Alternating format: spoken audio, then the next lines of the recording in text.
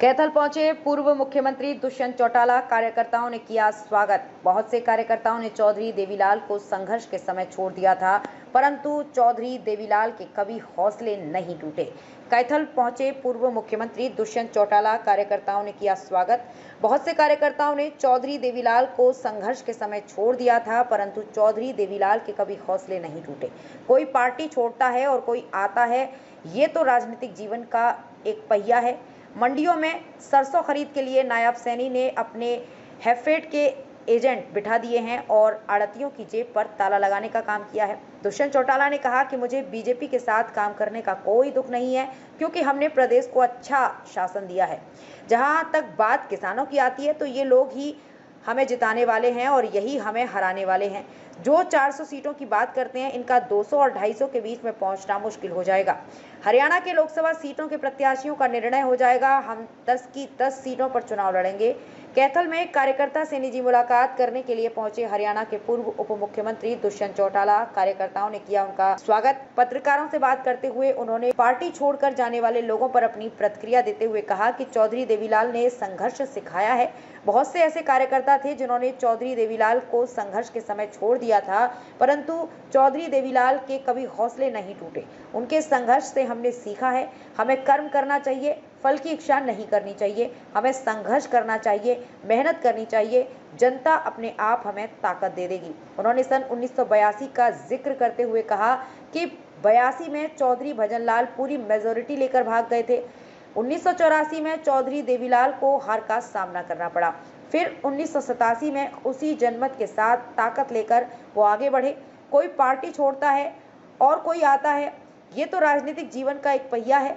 जो जिस सोच के साथ छोड़कर गए हैं, मैं तो उन्हें भविष्य के लिए शुभकामनाएं देता हूँ। उन लोगों ने साथ मिलकर काम किया है। जो साथ मिलकर काम करने वाला छोड़कर जाता है, उसका दुख तो होता है, परंतु आपके जीवन में जो राजनीतिक कार्य हैं उसमें रुकावट नहीं आती है। और ये दौरा आज का नहीं है। जब उपचुनाव के बाद हम लोकसभा में गए थे और नतीजा अनुकूल नहीं आए थे तो कई लोग छोड़कर चले गए थे, लेकिन विधानसभा चुनाव में कई नए साथी भी जुड़े।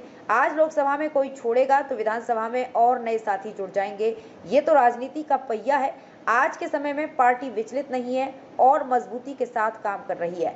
10 की 10 लोकसभा सीटों पर हम चुनाव मजबूती के साथ लड़ेंगे। आने वाले समय में पार्टी की बैठक करके उम्मीदवारों का चयन किया जाएगा। किसानों के विरोध पर बोलते हुए उन्होंने कहा कि गलत और सही का फैसला आप और हम नहीं कर सकते। ये वही लोग हैं जिन्होंने हमें जिताकर लोकसभा में भेजा, विधानसभा में भेजा। ये वही साथी हैं जो विरोध कर रहे हैं।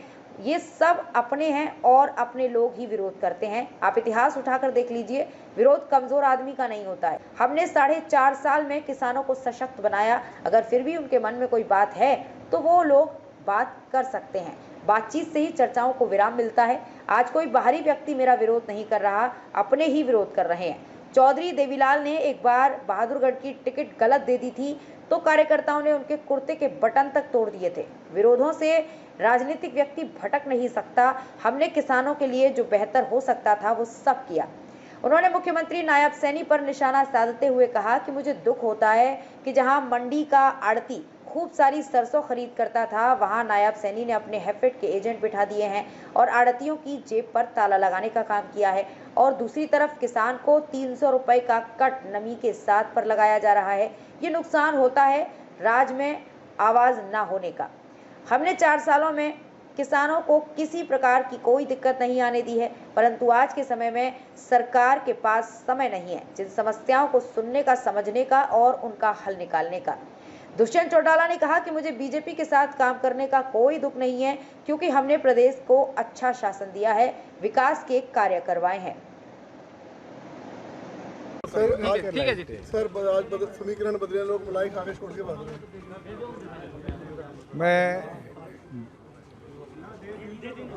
इतना ही इस पे बोल सकता हूँ कि संघर्ष चौधरी देवीलाल जी ने हमेशा सिखाया है और बहुत समय थे जब चौधरी देवीलाल जी के साथ रहे हुए लोगों ने उनको संघर्ष के समय पे छोड़ा। चौधरी देवीलाल जी के कभी भी हौसले नहीं टूटे और उनके जीवन के इतने वर्षों में हमने एक चीज़ सीखा है कि कर्म कर, फल की ना सोच। मेहनत करो, संघर्ष करो जनता अपने आप ताकत देगी। 82 में पूरी मेजॉरिटी को भजन लाल जी लेके भाग गए थे।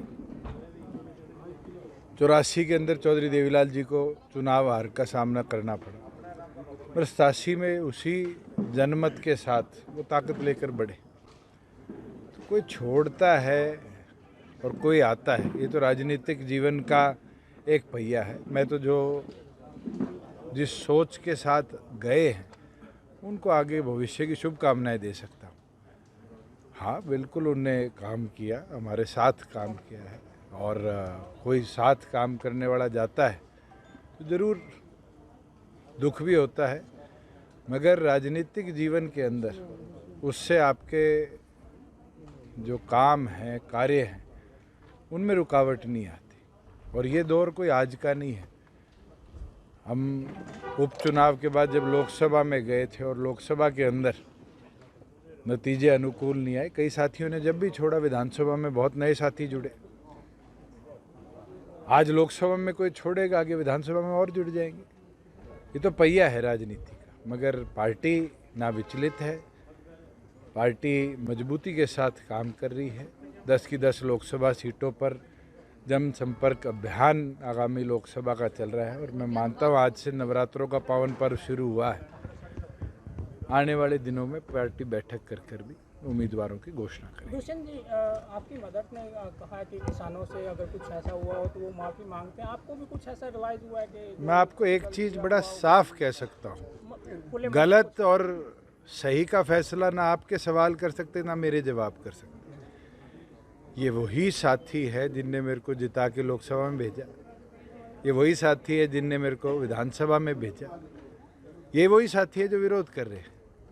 अपने हैं और अपने ही विरोध करते हैं।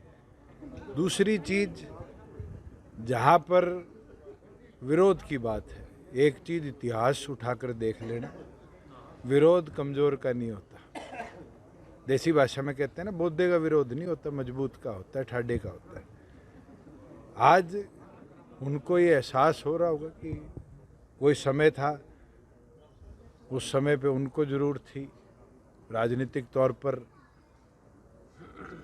पार्टी को ये लगा कि हमें एक स्टैंड रखना चाहिए और उससे उनकी ताकत बढ़ानी चाहिए। हमने करा, 4.5 साल किसान को सशक्त बनाया।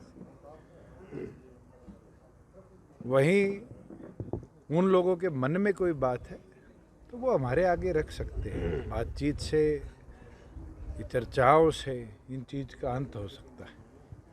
पर मैं एक चीज़ ज़रूर मानता हूँ, आज कोई केरला, कर्नाटका, तमिलनाडु, बिहार, यूपी का आदमी आके मेरा विरोध नहीं करा।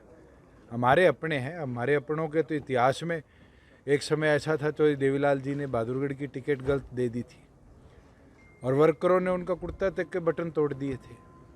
विरोध तो करा ना, कितने विरोध हुए हैं, और उन विरोधों से राजनीतिक व्यक्ति भटक नहीं सकता, हमारा विजन भटक नहीं सकता। हमारा विजन साफ था, किसान को सशक्त बनाए, उसके खाते में पैसा दे, उसकी ज़्यादा से ज़्यादा फसलें MSP पर खरीदे। हमने खरीदी।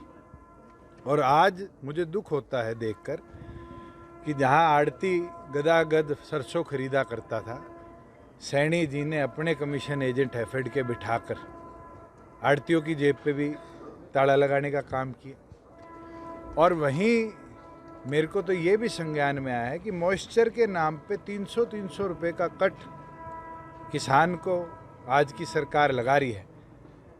ये नुकसान है राज्य में आवाज़ ना होने का। हम 4.5 साल बैठे थे, आप बताओ किसी एक दिन प्रोक्योरमेंट में कहीं डिले आया हो। मैं आपकी कैथल की मंडी में आया था, सबसे पहली मंडी के साथियों की मांग थी कि हमारा स्ट्रॉम वाटर का और शेड की, विद इन 1 महीना हमने दोनों मांगे मंजूर कराई। वो राज्य में रहने का, उनकी हिस्सेदारी होने का फ़ायदा था। आज की सरकार को तो मुझे लगता है समय ही नहीं मिल रहा कि इस तरह जन समस्याओं को सुने, जन समस्याओं के ऊपर फैसला ले। आपको कुछ रिग्रेट हुआ बीजेपी के साथ आपका संग? मेरे को नहीं हुआ, क्यों हो? रिग्रेट? प्रदेश को क्या अच्छा शासन नहीं दिया हमने? प्रदेश के अंदर 40,000 करोड़ की इन्वेस्टमेंट नहीं लेकर आए हो। 20,000 किलोमीटर सड़कें जिन पे आप चलते हो, हुड्डा का भी राज रहा है, मनोहर लाल जी का भी राज रहा है, चौटाला साहब का भी राज रहा है। इतनी अच्छी सड़कें आपने देखी है स्टेट में, किस चीज़ का रिग्रेट करूँ मैं? 4.5 साल प्रदेश को प्रोग्रेसिव शासन देने का। हाँ, हमारे साथियों जो थे अलायंस के अंदर, उनके साथ हमारी सीट शेयरिंग नहीं बनी, अलग अलग रस्तों पर है। और उन रस्तों पर आज मुझे कमी दिखेगी कि जो शासन में हमारे में अच्छी चीज़ें थी उनको रोका जा रहा है, प्रतिबंधित किया जा रहा है, तो उसका विरोध भी करेंगे। तो कुछ ऐसा आपको रियलाइज हुआ? ये दिन मैं आपको इतना बोल सकता हूँ, किसी के मन में किसी चीज़ की टीस है तो चर्चा से ही पूरी होगी। आप उनसे मेरे कपड़े फड़वाना चाहते हो, फड़वा लो। मेरी गाड़ी तुड़वाना चाहते हो, तुड़वा लो। आप लोग तो मुझे लगता है उनके जोश में वो adding fuel to the fire है ना, उकसाने का काम करते हो। मैंने पहले ही दिन कहा और आज भी कहता हूँ कि हमने किसान को सशक्त बनाया, कमज़ोर नहीं बनाया। आप पंजाब के किसान का इंटरव्यू लो, यूपी का लो, राजस्थान का लो, हरियाणा का लो। सबसे मजबूत किसान अगर कहीं है, 14 फसलें MSP पर बेचता है तो हरियाणा का है। और दूसरी चीज़, आज के दिन जो व्यवस्था हम बना चुके हैं, मुझे नहीं लगता हमारे आसपास के स्टेट्स अगले 10 साल में भी बना पाएंगे। सैनी साहब इसको चला पाएँ, अच्छे तरीके से चला पाएँ, मेरी शुभकामनाएं हैं। जहाँ बात विरोध की आती है, मैंने पहले कहा है, यही जिताने वाले हैं, यही हराने वाले हैं।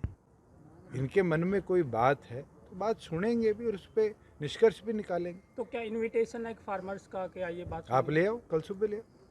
नहीं, मीडिया अगर के आपके माध्यम से पास ऐसा कुछ? अगर आपके पास कोई 4 किसान ऐसे हैं जिनकी आपसे चर्चा हुई है, ले आओ, मैं चर्चा कर लूँगा। सभी फार्मर्स मैं आपको को लेके एक चार चीज़ बता किसानों को सकता हूँ लेके- जो शायद आपने पत्रकारिता में ना समझ पाई हो। ये गांव के अंदर ग्रुप्स हैं और ग्रुप्स अलग अलग पॉलिटिकल अलाइनमेंट से भी हो सकते हैं, सोशल कॉजेज से जुड़े भी हो सकते हैं। उन ग्रुप्स के साथ कभी भी एक समय पर कोई भी नहीं बैठ सकता। जब जब जहाँ जहाँ मिलेंगे, मेरे को मिले नारनौंद के अंदर, मैंने उतर के उनसे चर्चा भी करी, मैंने मेरे प्रोग्राम भी करे। आज भी मैं दुराना के अंदर था, उचाना में 4 साथी खड़े थे। उन 4 साथियों के आप जैसे ही कैमरे थे और वो साथी अपनी वीडियो बना रहे थे, कर रहे थे विरोध। पूछा किस चीज़ का विरोध है, जवाब नहीं है। मैं तो मेरे प्रोग्राम करके आया। कल कोई हानि कर देगा मेरे को, इस चीज़ से मैं प्रोग्राम करने छोड़ दूंगा, मुझे नहीं लगता ये समय है। राजनीतिक व्यक्ति हूँ, राजनीति करना, जनता की हिस्सेदारी को बढ़ाना, जनता की आवाज़, हरियाणा की आवाज़ पार्लियामेंट में कैसे पहुँचे, ये मेरा उद्देश्य है और इस उद्देश्य को मजबूती के साथ हम लेकर रणनीति क्या रहेगी? आखिरी सवाल। पार्टी की अगली बैठक के बाद कैंडिडेट्स के ऊपर चर्चा भी होगी और आपके बीच में कैंडिडेट्स होंगे। पार्टी 10 की 10 लोकसभा सीटों पर। 400 सीट का दावा है बीजेपी का। आपको क्या 1970 का इतिहास पढ़ लो, इंदिरा गांधी भी क्या करती थी। Indira is India, India is Indira. और जनता ने क्या वोट दिए? इंदिरा गांधी खुद चुनाव हार गई, मोरारजी देसाई देश के प्रधानमंत्री बन गए। जो 400 की बात करते हैं, 400 की बात करने वाले लोग, समय आने दो, फेज़ 3 खत्म होने दो, फेज़ 4 फेज़ 5 भी बचा है हरियाणा के भी। 6ठे फेज़ में हमारे चुनाव है। आपको जनता बता देगी कि 200-250 के बीच में पहुंचना बहुत मुश्किल है। Thank you.